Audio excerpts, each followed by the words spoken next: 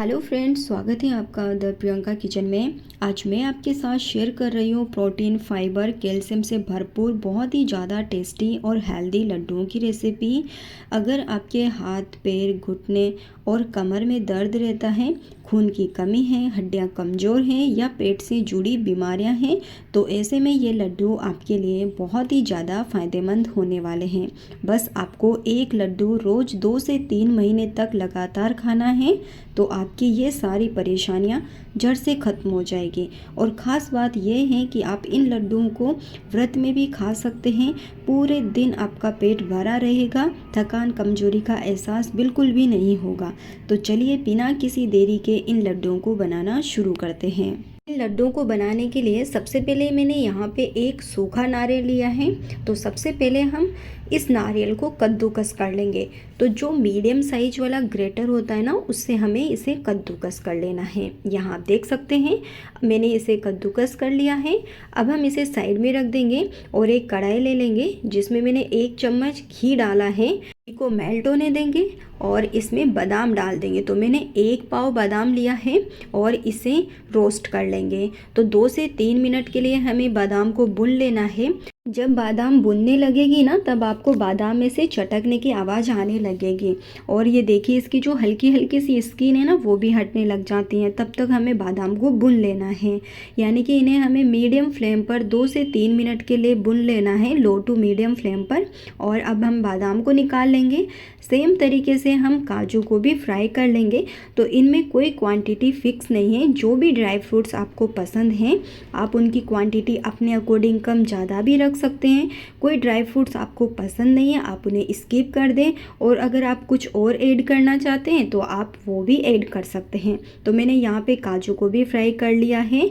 और अब मैंने यहाँ पे 2 मुट्ठी पिस्ता लिया है। पिस्ता को भी हम फ्राई कर लेंगे, यानी कि हल्का सा इन्हें भुनना है, बहुत ज़्यादा नहीं भुनेंगे, हल्का सा हमें इनको भुनना है। तो मैंने यहाँ पे 1 मुट्ठी किशमिश लिया है। किशमिश को भी हम भुन लेंगे और बहुत ज़्यादा इनको नहीं भुनना है। किशमिश को हल्का सा मैंने इन्हें रोस्ट किया है, इसका कलर चेंज हो गया ऊपर से, तब तक के लिए। अब सेम कढ़ाई में ही 1 चम्मच हम घी डाल देंगे और जो हमने नारियल को कद्दूकस करके रखा था ना, उसे भी भून लेंगे। तो 2 से 3 मिनट के लिए आप इसे भी लो टू मीडियम फ्लेम पर भून लें। और जब आप इसे हाथों से इस तरीके से मसलेंगे ना, तो इसमें से एक ना ये आपके हाथों पर नहीं चिपकेगा। इसका मतलब है कि हमारा नारियल भी भुन गया है। अब हम इसे भी अलग प्लेट में निकाल लेते हैं। और यहाँ पे नारियल को भी हमने भून लिया है। अब सेम इसी कढ़ाई में 1 चम्मच घी डाल देंगे।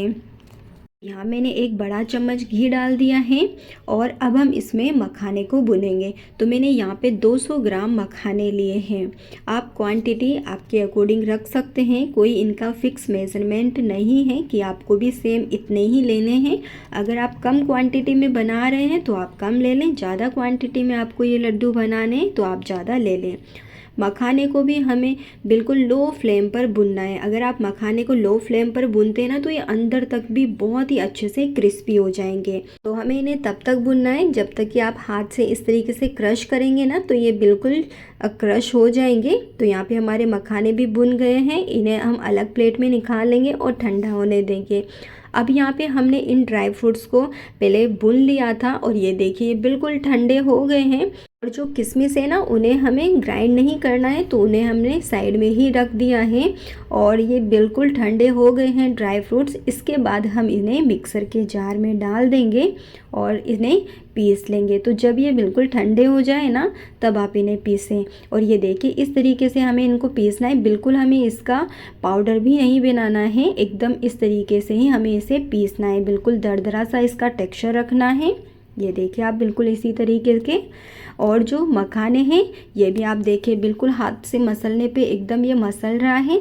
और ये मखाने भी बिल्कुल ठंडे हो गए हैं। और इन्हें भी सेम मिक्सर के जार में डाल देंगे और इससे भी हम पीस लेंगे। तो ये देखिए मखाने भी हमारे पीस गए हैं। तो इस तरीके से हमें मखाने को और ड्राई फ्रूट्स को पीस लेना है। और इन्हें एक बड़ी साइज़ के बर्तन में निकाल लें। तो यहाँ पे मैंने सभी को एक बड़ी साइज़ के बर्तन में निकाल लिया है। और जो हमने नारियल यानी कि जो सूखा नारियल है ना, उसको भी हमने रोस्ट किया था, वो भी अब हम इसमें डाल देंगे और साथ ही इसमें किशमिश भी डाल देंगे। और अब हम इसमें डालेंगे गुड़। तो मैंने यहाँ पे इसमें 300 ग्राम गुड़ लिया है।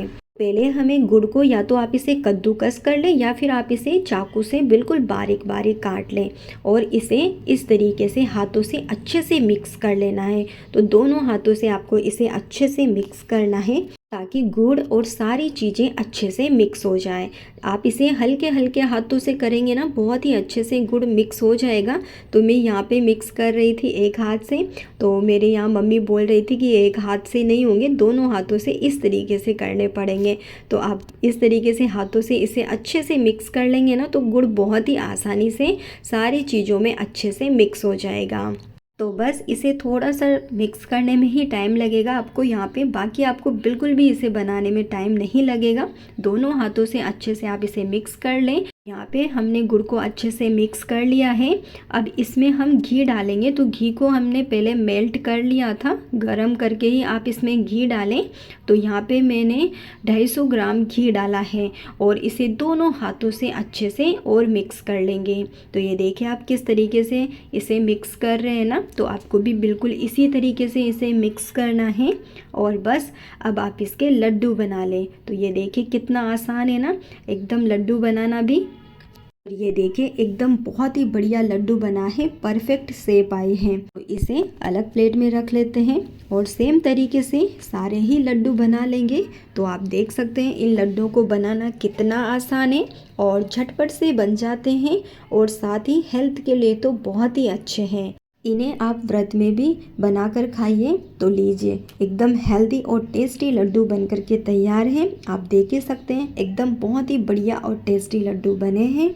आप इन लड्डुओं को एक बार ट्राई ज़रूर से करिएगा। दिन भर आपको थकान कमजोरी नहीं होगी और 3 से 4 महीने तक ये लड्डू ख़राब नहीं होते हैं। तो आप इन्हें एक साथ बनाकर भी रख सकते हैं और एकदम सॉफ्ट बने रहते हैं, यूँ नहीं कि ठंडे होने के बाद भी सॉफ्ट ही बने रहेंगे। तो आप इसे ट्राई ज़रूर से करिएगा। रेसिपी पसंद आई हो तो वीडियो को लाइक करिएगा, चैनल को सब्सक्राइब ज़रूर से कीजिएगा, बेल आइकन को प्रेस करना बिल्कुल ना भूलें ताकि मेरी आने वाली वीडियोस का नोटिफिकेशन आपको सबसे पहले मिले। मिलते हैं नेक्स्ट वीडियो में एक न्यू रेसिपी के साथ। तब तक आप इन लड्डू की रेसिपी को एंजॉय कीजिए।